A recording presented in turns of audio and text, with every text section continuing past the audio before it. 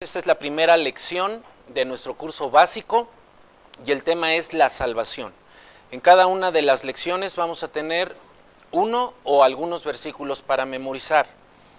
Para esta lección sobre la salvación vamos a memorizar Efesios capítulo 2, versículo 8, que dice: porque por gracia somos salvos por medio de la fe, y esto no es de nosotros, sino es un don de Dios, no por obras, para que nadie se gloríe. También vamos a memorizar Juan 5:24, que dice: de cierto les digo, el que oye mi palabra y crea al que me envió, tiene vida eterna y no vendrá a condenación, mas ha pasado de muerte a vida. Y el tercer versículo que vamos a memorizar es Juan capítulo 3, versículo 16, porque de tal manera amó Dios al mundo, que ha dado a su Hijo unigénito, para que todo aquel que en él cree no se pierda, mas tenga vida eterna. Así que estos tres versículos para memorizar en esta primera lección sobre la salvación. Dios hizo al ser humano libre y lo hizo santo desde el principio, en una plena y absoluta comunión, una relación total y absoluta con Él. Esto lo podemos ver claramente desde el primer libro, en Génesis capítulo 1, versículos 26 y 27, donde se establece que Dios precisamente creó al ser humano a su imagen, lo hizo a su semejanza. Dios creó al ser humano hombre y lo creó mujer también. Esto lo dice Génesis capítulo 2, versículo 22. Tomó a la mujer del costado del varón, precisamente para que fueran una sola carne con el espíritu, el aliento de vida que Dios sopló en él.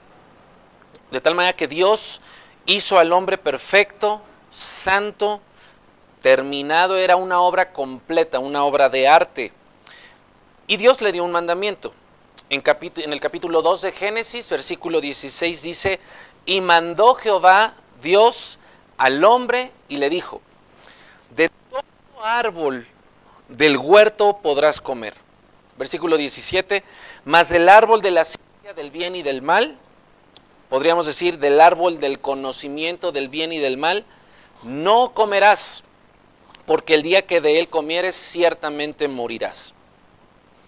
Adán, Eva, sabemos la historia, desobedecieron a Jehová. Y esto hizo que quedaran destituidos, quedaron fuera del estado de gloria, del estado de perfección de Dios. Así como Adán, todos nosotros, todo el ser humano, hemos pecado. Es cuestión de tiempo para cometer un pecado. Y el que diga que no ha cometido pecado, dice la misma Escritura, considerando esta posibilidad, dice que hace mentiroso a Dios. Esto lo escribió Juan en su primera carta, en el capítulo 1, versículo 10. Este pecado, este rompimiento de la ley de Dios, hace una barrera que impide la comunicación entre Dios y los hombres y los seres humanos. De tal manera que cada persona está atrapada en el pecado y condenada a la muerte, a morir. Hay una sola manera de escapar de ese destino, y nosotros vamos a encontrar la respuesta precisamente en esta lección: la salvación. Así que hay 4 verdades que nosotros vamos a conocer en esta lección al respecto de la salvación, y al final vamos a ver cómo podemos estar seguros de que nosotros tenemos la salvación que Dios nos ha regalado. La primera verdad: ¿por qué es necesaria la salvación? Bueno, de alguna manera lo he comentado ya en esta introducción, pero hay 3 razones principales. La primera razón es por la condición en la que nos encontramos. Precisamente la maldad, el pecado, el rompimiento de esa ley de Dios, de acuerdo a la Escritura, hace que nosotros estemos muertos. Esa es nuestra condición. La carta que Pablo escribe a los Efesios capítulo 2, versículo 1 dice: y Él, hablando de Jesucristo, les dio vida a ustedes cuando estaban muertos en sus delitos y pecados. Así que los delitos, los pecados, las transgresiones nos proveen precisamente esta condición de muerte. La razón por la que estamos muertos como humanidad la deja aún más clara el mismo apóstol Pablo en la carta a los Romanos, capítulo 3, versículo 23, donde él escribe: por cuanto todos pecaron. Está hablando de toda la humanidad, de todas las personas, y por causa de este pecado están destituidos de la gloria de Dios. Esa es la primera razón, por nuestra condición de muertos. Estamos muertos literalmente a causa del pecado. La segunda razón es porque no somos capaces de salvarnos a nosotros mismos. ¿Cómo sería posible que un muerto se dé vida a sí mismo? Eso es imposible. Un muerto no puede hacer nada por sí mismo. El ser humano busca constantemente la forma de alcanzar la salvación, porque de una u otra manera todas las personas saben que necesitan algo más. Y lo buscamos de muchísimas formas, de muchísimas maneras. Tratamos de ganarla por medio de nuestras acciones, por las cosas que hacemos. Algunas personas tratan de ganarla por asistir a la iglesia, otras por cumplir ritos religiosos, ser buenos, ¿verdad? Ser buenos moralmente, o por otros medios, cosas parecidas a esta. ¿Qué dice la palabra al respecto de nuestras acciones, de todo este esfuerzo humano que intenta buscar desesperadamente la salvación? Bueno, ahí es donde entra nuestro primer versículo a memorizar en esta lección. Efesios capítulo 2, versículo 8, que leíamos al principio, dice: porque por gracia, la palabra gracia es muy importante, porque por gracia son salvos. Es un regalo, la gracia es un regalo, y este regalo se obtiene por medio de la fe. No por obras, esto no es de nosotros, es un don de Dios, y el versículo 9 dice claramente: no por obras, no por acciones, no por el esfuerzo humano, para que nadie se gloríe, o nadie presuma, o nadie se jacte de que se salvó por sí mismo. Así que la segunda razón es porque no somos capaces. Un muerto no es capaz de darse vida. La tercera razón es la condenación eterna. El pecado tiene una consecuencia de trascendencia eterna. Pablo, en su carta a los Romanos, capítulo 6, versículo 23, dice: porque la paga del pecado es muerte, mas la dádiva de Dios es vida eterna en Cristo Jesús, Señor nuestro. ¿A qué tipo de muerte es a la que se refiere Pablo en esta carta? Bueno, la palabra muerte o el concepto muerte no significa dejar de existir. Muchas personas piensan que morirse es simplemente ya culminar una existencia, dejar de ser quien se era. Otras personas piensan que es como una especie de sueño eterno. Esto lo vemos en los comentarios populares, donde se dice: ya está descansando de sus problemas. Habría que ver si eso es cierto. La palabra muerte significa básicamente separación, no dejar de existir, es separación. Pero también encontramos tres distintos tipos de muerte considerando este significado principal. Primeramente tenemos la muerte espiritual. Esa es precisamente la muerte a la que se refería Jehová Dios en Génesis, cuando le dijo: el día que comas de ese fruto, el día que conozcas el mal, así como el bien, vas a morir, vas a separarte, ¿sí? Y esta es la forma en la que se encuentra toda persona que ha pecado y que está sin Cristo. Tenemos también la muerte física, la muerte a la que la mayoría de nosotros pues de alguna manera estamos acostumbrados y con la que convivimos, porque vemos esta muerte constantemente, diariamente, y en algunas ocasiones la hemos visto con familiares cercanos a nosotros. Esa se refiere a la separación del hálito de vida, precisamente de este cuerpo, del cuerpo físico. Y tenemos también la muerte eterna. Entonces tenemos la muerte espiritual, tenemos la muerte física, pero tenemos también la muerte eterna. ¿Qué quiere decir esto? Es la separación por toda la eternidad de una persona que deja de existir sobre esta tierra, que deja de tener vida sobre esta tierra y muere sin haber creído ni entregado su vida a Jesucristo, por lo que queda separado de Dios por siempre, va a una eternidad sin Dios. Realmente la muerte no es dejar de existir, sino es estar separado por siempre de Dios. Es a esta última a la que llamamos, o la Biblia llama, condenación eterna, a la que se refiere Pablo en Romanos 6:23 y a la que se refiere Juan en el capítulo 3, versículo 18. Ese es el tipo de muerte que define el destino de todas las personas que no conocen a Cristo y que no lo hacen su Señor y su Salvador. Esta es nuestra primera verdad. La segunda verdad tiene que ver con la provisión de Dios. El ser humano dice en su sabiduría popular, todo tiene solución menos la muerte. Nosotros, de acuerdo a la palabra de Dios, decimos todo tiene solución, comenzando con la muerte. Porque precisamente esa es la provisión de Dios para nosotros, para salvarnos, para la humanidad muerta, separada espiritualmente y condenada a estar separada por siempre sin Dios. Así que la voluntad de Dios es que nadie, absolutamente nadie, experimente una muerte eterna. Uno de los textos que aprendimos dice que de tal manera amó Dios al mundo, a todos, a toda la humanidad. Dios ha hecho todo lo necesario para salvarte a ti, para salvarme a mí y para salvar a todos los pecadores. Él muestra su amor hacia nosotros a pesar de nuestra rebelión y pecado. Esto es impresionante. Dios nos ha amado de la manera más intensa cuando nosotros lo rechazamos de la manera más intensa. Romanos capítulo 8, Pablo nuevamente con su pluma escribe, inspirado por el Espíritu Santo, diciendo, mas Dios muestra su amor para con nosotros. Él nos mostró amor en que siendo aún pecadores, cuando más lo ofendíamos, cuando más lo resistíamos, cuando más lo ofendíamos a Él, Cristo murió por nosotros.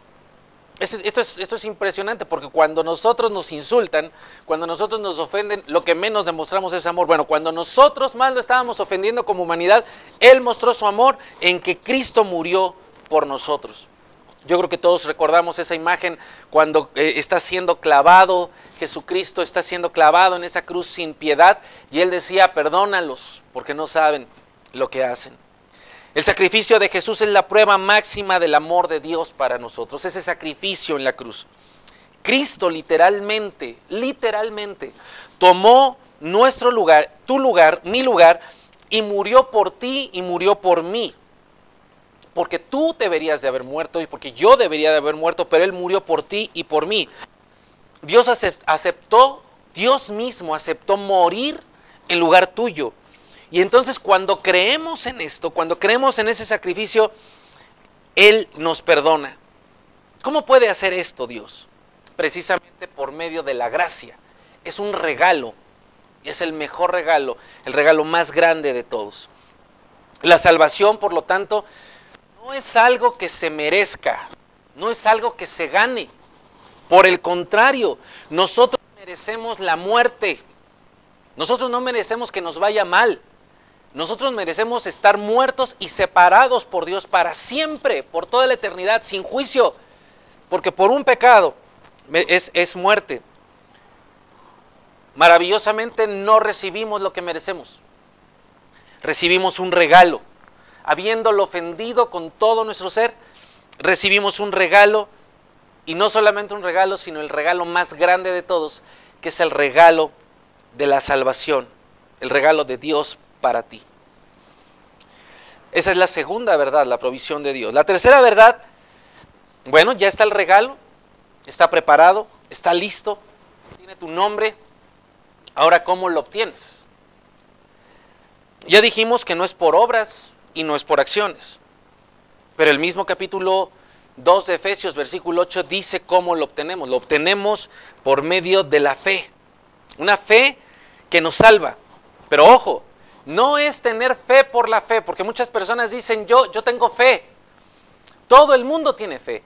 La misma palabra de Dios nos dice que a toda la persona se le dio una porción, una medida de fe. todas las personas en este mundo tienen la capacidad de creer, de ejercer fe. El punto es en dónde están poniendo su fe, en quién están poniendo su fe. Se necesita, por lo tanto, confiar plenamente en Cristo, en su sacrificio, en su amor, creer en Él como esa persona, ese Dios que se hizo hombre y que ocupó el lugar que a ti y a mí nos correspondía. Esa fe, esa confianza se apoya en que Él murió, pero no solo murió. Y por eso decía, aún la muerte tiene solución. Todo tiene solución comenzando con la muerte. ¿Por qué? Porque Él resucitó. Él venció el poder de la muerte y resucitó. Dice la palabra de Dios que la muerte no pudo retenerlo. Rompió el poder de la muerte y entonces resucitó y para poder perdonar tu maldad, perdonar tus pecados y darte el paso, el camino, la vía hacia la vida eterna. Esa es nuestra tercera verdad en esta lección sobre la salvación. Y la cuarta verdad, ¿cuáles son los resultados de la salvación? Porque este regalo es tan grande, tan maravilloso, que tiene que tener un impacto, un resultado, algo visible en la vida de la persona. Una vez que la persona haya entregado, que tú hayas entregado tu vida a Jesucristo y hayas creído en Él y le hayas pedido y suplicado que sea tu Salvador y también tu Señor, para que ahora vivas como Él dice que debes de vivir, ¿sí? Ahí es donde se empiezan a manifestar los cambios importantes en la vida de una persona. Porque no se trata de que ahora seas otro religioso o que tengas nuevos ritos religiosos, sino se trata de que tengas vida y la vivas y des muestras de esa vida. Tienes un nuevo tipo de relación. Antes estabas separado de Dios porque estabas muerto espiritualmente. La palabra enseña literalmente que antes eras hijo de ira, hijo del diablo. Ahora vienes a ser hijo de Dios, ya no más hijo de esa ira de Dios, como está en Efesios capítulo 2, versículos 2 y 3. Cuando nosotros confiamos en Cristo y le entregamos nuestra vida y creemos en Él, Dios precisamente nos da la posibilidad de tener una relación de padre con su hijo. Fíjate lo que dice Juan capítulo 1, versículo 12. Mas a todos los que le recibieron, está hablando de Jesucristo, mas a todos los que le recibieron, a los que creen en su nombre, Dios les dio potestad de ser hechos hijos de Dios. Que nos quede bien claro, no todos son hijos de Dios. Todos somos criaturas de Dios y le pertenecemos a Él por derecho de creación. Pero la posibilidad de una relación padre-hijo no la tienen todos. La tienen aquellos que lo reciben, aquellos que creen en ese regalo, aquellos que creen en Jesucristo y le entregan su vida a Él. Tenemos un nuevo tipo de relación, pero también tenemos ahora una nueva vida. En nuestra vida anterior, literalmente estábamos muertos, éramos muertos vivientes. Pero ahora en Cristo tenemos vida, y dice la Escritura, vida en abundancia. Esto significa que nacemos literalmente de nuevo. Ya no nacemos de la carne, ahora nacemos del Espíritu. Ya no nos vamos a parecer a nuestros papás terrenales, ahora vamos a parecernos a nuestro papá celestial. Somos nuevas personas. Dios nos da una vida diferente, una vida de buenas acciones. Fíjate por favor en Efesios capítulo 2, versículo 10, parte de este texto que nos aprendemos de memoria, dice ahí, porque somos hechura suya, creados en Cristo Jesús. Está hablando de esa nueva persona. Estamos creados en Cristo Jesús para buenas obras. Ojo, no es nada más para que tú hagas buenas obras, sino para que tú camines en un camino donde todo obra para bien, todo obra para tu bien. Las cuales, dice ahí, Dios preparó de antemano. ¿Sabes cuándo es ese antemano? Desde antes de la fundación del mundo, para que tú y yo caminemos en ellas. Así que Dios nos salva en Jesucristo para que nosotros podamos empezar un camino de bendición, un camino de cosas buenas, de obras buenas, que por supuesto nos van a traer una retribución de bendición. Nuestra cuarta verdad. Así que vean la importancia de creer en Jesucristo. Solo Él es el camino, solo Él es la verdad, solo Él es la vida. Es una relación, no es una religión. Si tú entregas tu vida a Jesucristo, dice la Escritura que tú tienes salvación. Pero ¿cómo puedes estar seguro de esto? Para estar seguro de que eres salvo, hay dos cosas que debes hacer. Cumplir con las condiciones de la salvación, número 1, y confiar en Dios. ¿De dónde te digo esto o por qué te digo esto? Vamos a ver el capítulo 20 del libro de los Hechos, en su versículo 21. Dice de esta manera: testificando a judíos y a gentiles acerca del arrepentimiento para con Dios y de la fe en nuestro Señor Jesucristo. Entonces, aquí habla de arrepentimiento, ¿sí? ¿Cuál es la condición de la seguridad de la salvación? Un arrepentimiento. ¿Qué es arrepentimiento? Arrepentimiento delante de Dios significa darte cuenta de cuál es tu condición. Hasta ese momento que no has entregado tu vida, eres un pecador. Y que tu pecado te separa de Dios. Eso que has estado buscando toda tu vida, pero que no habías encontrado el camino, bueno, ese día estás frente a la verdad de la palabra y entonces te das cuenta de eso. Este arrepentimiento también implica que debes de confesar tus pecados, porque tienes que reconocer esa maldad, tienes que reconocer tu condición de muerto y entonces confesar tus pecados delante de Dios y pedirle que te perdone. Solo Él te puede perdonar, ninguna otra persona te puede perdonar las ofensas y los pecados que te han separado de Dios. Significa también tener el deseo de dejar tus pecados. Ojo, la voluntad, ¿sí? No significa que vas a dejar de pecar, pero sí significa que vas a luchar contra todo para que ya no le des cabida a ese deseo maligno de pecar en tu vida y entonces empezar a cambiar. Pero cuando llegas a este punto te das cuenta de que tú solo no puedes cambiar. Nadie puede cambiar por sí solo. No bastan tus propias fuerzas para romper las costumbres de una vida pasada. De hecho, déjame decirte, cuando tú entregas tu vida a Jesucristo, lo único que cambia es tu naturaleza. Dejas de ser pecador, ahora eres santo, como al principio. Dejas de estar esclavizado para estar ahora completamente libre. Dejas de tener una naturaleza carnal que viene de tus padres terrenales para tener una naturaleza espiritual. Pero todo a tu alrededor sigue siendo igual. Tú sigues siendo el mismo, el país sigue siendo el mismo, el mundo sigue siendo el mismo. Si vas a poder cambiar, entonces alguien tendrá que ayudarte. Alguien que ha demostrado tener más poder que todos esos hábitos pecaminosos. Y el único que lo ha demostrado es Jesucristo. Si Él pudo vencer la muerte, Él puede vencer cualquier cosa. Solo Él ha vivido una vida perfecta. Él nos dio ejemplo en carne, venciendo toda tentación y cumpliendo todas las demandas de la ley de Dios. Él dijo: no he venido para disminuir la ley, no he venido para abrogarla, he venido para cumplirla. Y Él en carne, como tu cuerpo y como el mío, Él cumplió con toda la ley de Dios, pero hizo más, todavía hizo más que esto. Vivió una vida perfecta por 33 años. Y al final de esa vida perfecta, aceptó la culpa como si hubiera cometido los pecados de toda la humanidad. Se cargaron en Él todas las maldades de todos los seres humanos, de toda la historia, no solamente de la que ha pasado, sino de los que van a nacer, de los que vendrán en el futuro. Y pagó por todo eso con su sufrimiento en su camino a ese Gólgota, a ese Calvario, y recibió el castigo que todos nosotros merecemos.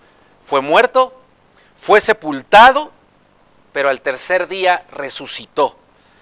De esta manera demostró que tiene mucho más poder que el pecado y que el efecto del pecado, que es la muerte. Cuando creemos en que Jesucristo vivió, murió y resucitó por nosotros, y cuando le entregamos nuestra vida y le pedimos que viva en nosotros como soberano, como el Señor, para gobernar nuestra vida de acuerdo a su voluntad y no más la nuestra, entonces es cuando empezamos a tener una verdadera fe en Él. No es cuando levantes una mano, no es cuando te sientes cargado con tu conciencia y lloras y te desahogas, no, es cuando tomas plena conciencia de todo lo que Él hizo y lo que tú tienes que hacer precisamente al arrepentirte.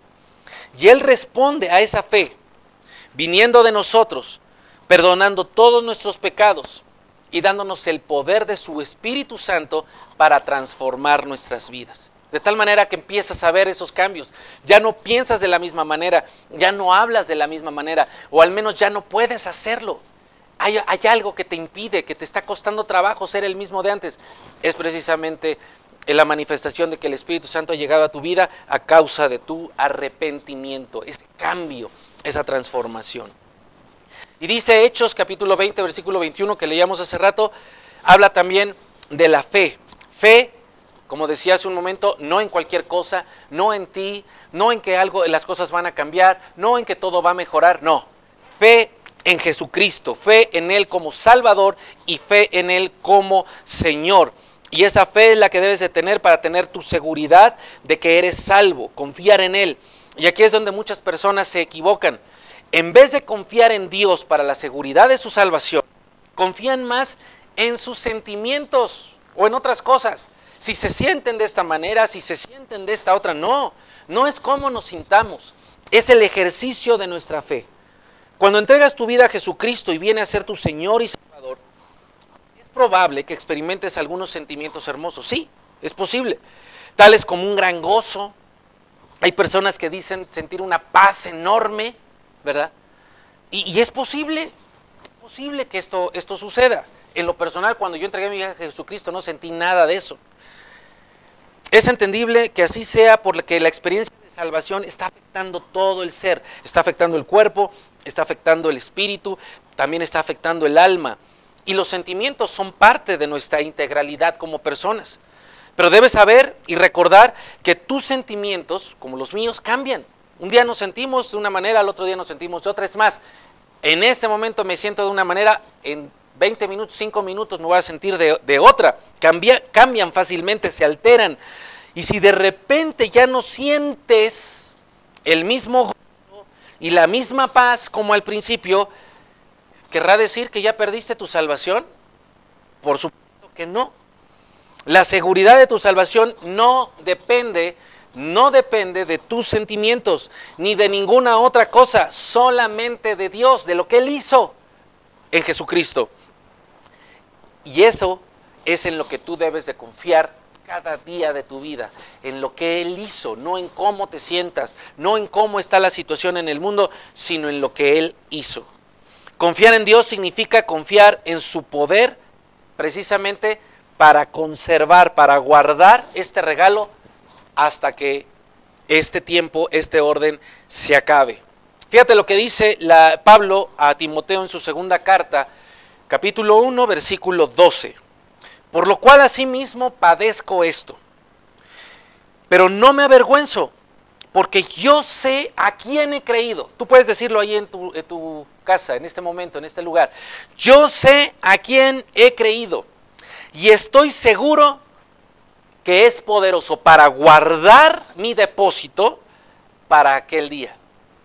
Así que nada puede tocar tu salvación, nada, es un regalo perfecto que no depende de cómo te sientas, si está nublado, si sale el sol, si llueve, si cae nieve, si hay terremotos, nada. Él es poderoso para guardar ese depósito, ese regalo, hasta el día que nosotros acabemos en esta tierra o Él venga y entonces pasemos a la condición de eternidad. Así que como Pablo, tú y yo podemos hacer un depósito en Cristo, ¿verdad? Podemos hoy confiar en Él. Le hemos confiado nuestra vida y decirle, Señor, aquí está mi vida, guárdala tú, para que pueda tener eternidad. Y como Pablo y yo también podemos estar seguros de que Él tiene el poder para que nada pase con nuestra vida y que podamos vivir con Él para siempre. En Juan capítulo 10, versículo 27 al 30, el Señor indica que los que creen en Él son sus ovejas y luego dice, en el versículo 27, fíjate, mis ovejas oyen mi voz. Cuando una persona entrega su vida a Jesucristo, lo primero que sucede es empiezan a reconocer la voz de su pastor. Y me siguen, dice Jesucristo. Y yo les doy vida eterna a esas ovejas que lo siguen. Y no perecerán jamás. ¿Te das cuenta? No todos son hijos de Dios porque no todos siguen la voz del pastor. Muchos siguen sus propias voces, muchos siguen las voces de líderes. No, tienes que seguir la voz de Jesucristo.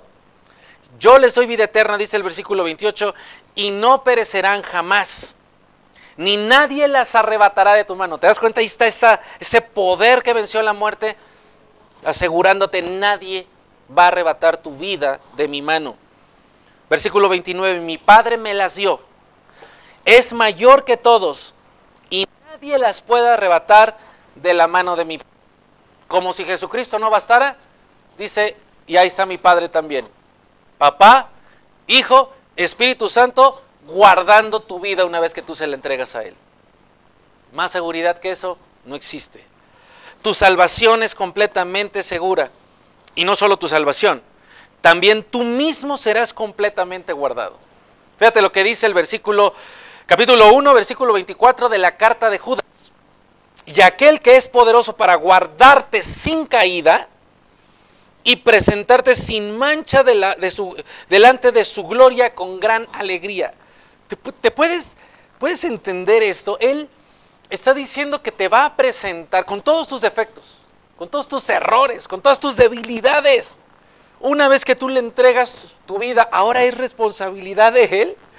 Y va a trabajar contigo, junto contigo, para que el día que tengas que ser presentado delante de Dios sea precisamente sin caída, como si nunca te hubieras caído, como si nunca hubieras errado, como si nunca hubieras fallado, para presentarte sin mancha, como si nunca hubieras cometido algún acto de maldad delante de su gloria. Y cómo no vamos a tener una plena alegría junto con Él. Confiar en Dios significa que puedes estar seguro de su fidelidad, además, para cumplir las promesas. Porque si no fuera suficiente el regalo de la salvación, Él te regala promesas de bendición una vez que tú le entregas tu vida. Fíjate lo que dice Hebreos 10:23. Mantengámonos firme, sin fluctuar. ¿Ves? No es como te sientas. Tu fe todos los días en lo que Él hizo. La profesión de nuestra esperanza. O sea, declarando constantemente que esperamos. Porque fiel es el que prometió. Y si Él promete, Él cumple. ¿Y qué nos ha prometido el Señor? Juan 3:16. Ahí Dios afirma que podemos tener la salvación de la muerte eterna porque Él entregó a su único Hijo para que muriera en lugar de todos nosotros. Y si tenemos fe en Él, tenemos la salvación, como hemos aprendido. En Mateo 28:20 dice que Él promete que a partir del momento en que viene a nuestras vidas, Él estará con nosotros todos los días, cada día de tu vida, hasta el fin del mundo. Y también te promete que no tendremos condenación ni muerte, sino gracia, regalos y vida. Te leo este último texto. Juan capítulo 5, versículo 24. De cierto te digo, dice Jesucristo, el que oye mi palabra y crea al que me envió, tiene vida eterna y no vendrá a condenación, mas ha pasado de muerte a vida. ¿Tú crees que Dios te va a mentir? ¿Podrías decir honestamente que Él es mentiroso? Yo no me atrevería a decir eso. No podría, aunque no lo conociera. Podemos tener confianza en que Él va a cumplir todo lo que ha prometido. Cuando confías en Él, de todo tu corazón, tienes vida eterna. Porque crees en Él, pasas de muerte a vida y no podrás ser condenado jamás. Su fidelidad es tu garantía y Dios hasta ahorita no ha fallado. Mi querido amigo, amiga, tú necesitas tener la seguridad de dónde vas a pasar la eternidad. Porque no tienes la seguridad de qué va a pasar contigo en el siguiente minuto. ¿Vas a pasarla en muerte eterna o la vas a pasar en vida eterna? ¿En condenación eterna o perdón eterno? Y lo único que tienes que hacer es arrepentirte y poner toda tu confianza solo en Jesucristo. En que Jesús murió en esa cruz ocupando un lugar que te correspondía a ti. Te lo pregunto. ¿Quieres entregar tu vida a Jesucristo? ¿Creer que Jesús murió y resucitó por ti, venciendo el poder de la muerte? Entonces cierra tus ojos y vamos a hacer esta oración. Padre, en el nombre de Jesús me acerco a ti reconociendo mi maldad, reconociendo que mi maldad y mi pecado me ha separado de ti, que mi condición sobre esta tierra es de muerto, estoy muerto espiritualmente. Y yo quiero arrepentirme de toda mi maldad, de todos mis pecados. Yo te voy a invitar a que más adelante, tú solo, reconozcas todas las maldades, tú sola reconozcas todos esos pecados. Una vez que lo hayas hecho, ven delante de Él y dile: Señor, aquí está mi maldad, me arrepiento, y yo te pido que tu perdón venga sobre mí. Dame una nueva vida, quiero nacer espiritualmente, quiero ser un hijo, quiero ser una hija tuyo, quiero ser contado como esos que tendrán vida eterna. Yo quiero estar contigo por siempre, pero también quiero conocer ese camino de buenas obras que tú has establecido para mí sobre esta tierra. Vengo a los pies de la cruz, te rindo mi vida, te la entrego, seguro que tú la vas a guardar y de nada me arrebatará de tu mano. A partir de hoy me declaro como una oveja tuya, tú eres mi Salvador, tengo vida eterna y tú eres mi Señor, te obedeceré cada día de mi vida, de tal manera que un día, cuando todo acabe y me presentes delante del Padre, me presentes como si nunca me hubiera ido, como si no hubiera mancha en mí, porque no habrá mancha, porque tu obra es perfecta. En el nombre de Jesús cierro mi oración y te doy gracias. Amén.